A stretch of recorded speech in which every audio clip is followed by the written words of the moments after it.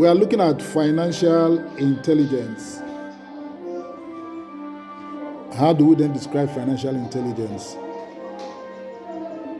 It is a type of business intelligence constituted of the knowledge of skills gained from understanding finance and accounting principles in the business world, and understanding how money is being used, that is cash flow.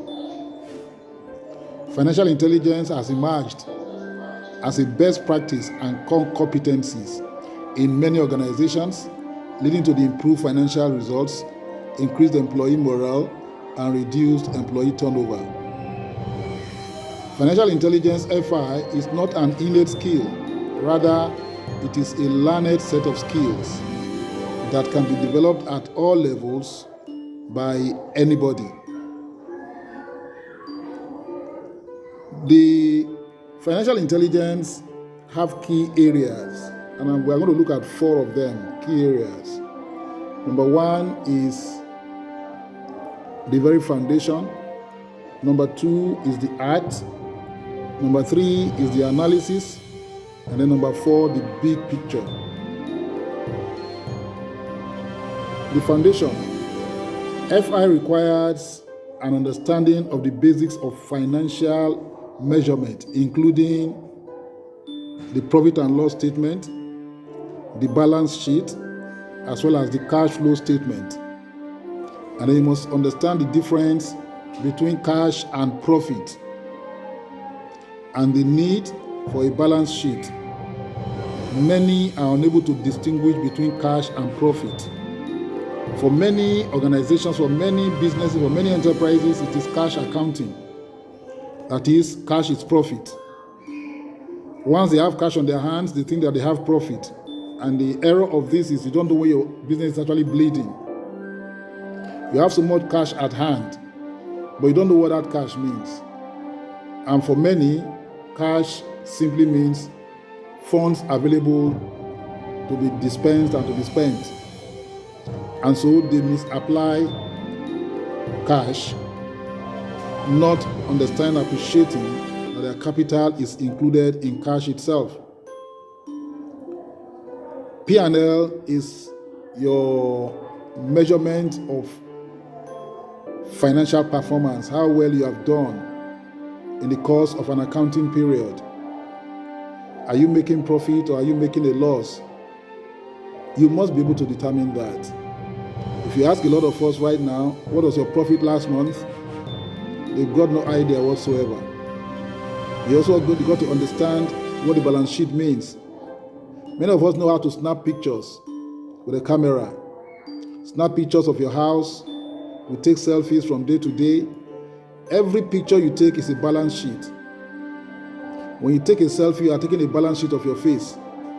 You don't like it to go out and you do some things. Maybe even call the make-up artist and they give you some wonderful makeover, and then you now snap again, and that gives you another balance sheet. It can be real. It can be not so real. However, it is necessary that your reality, whatever you present, equals the reality inside. For a business, a business cannot afford a glossy makeover, and many try to make things over in their reports, and in the end, they crash. We've discussed that several times. We've discussed the Enron. We've discussed the Arthur Andersen. We've discussed a lot of them who have had what you might call financial makeover, where what they present is very, very different from their reality. In the end, the reality will always overtake whatever facade you are trying to build. So you need to be brutally honest in preparing these records, both the balance sheet and then the financial statement. And as you consider the movement between your balance sheet and you look at your profit and loss, your cash flow will come out. You will see how cash is moving through your system. You need to understand all this. If you don't have that understanding, you need to get someone who understands to become part of your business. either as a consultant or as a full-time employee of your business. Then, apart from the arithmetic accuracy of your financial statement, embedded in financial intelligence or FI is also the art. The art, not just the science. Finance and accounting are an art as well as a science. That's why oftentimes you find them in social science department, faculty in the university. The two disciplines must quantify what can't always be quantified. Finance and accounting must quantify what can't always be quantified. You must find a way to quantify them. Even goodwill, you must quantify it.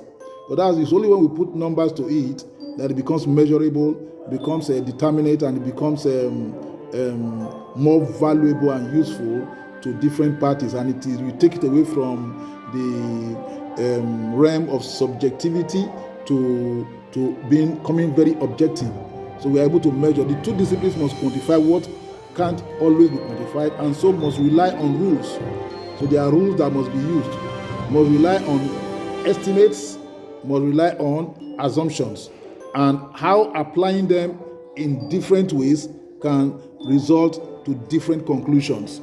So those rules, when we now have estimates, you have assumptions, and especially in the area of making provisions, in calculating goodwill, there are a lot of areas where assumptions are made, and when you change the assumptions or you change the rules, of course the result will change.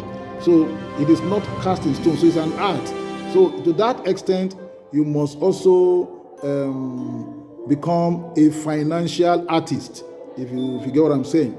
So apart from being numerically smart, you must also become an artist. You must be able to know the story behind the numbers. Okay? Then, of course, the analysis. You must be able to now analyze.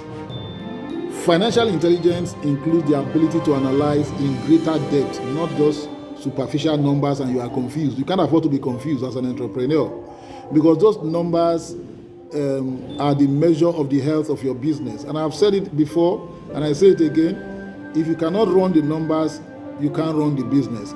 If you cannot run the numbers, you can only ruin the business. So this includes being able to calculate profitability, leverage, liquidity, and other efficiency ratios, and understand the meaning of the results. When you have those figures in front of you, they are telling you a story, and you should be able to interpret that story in words that the layman can understand.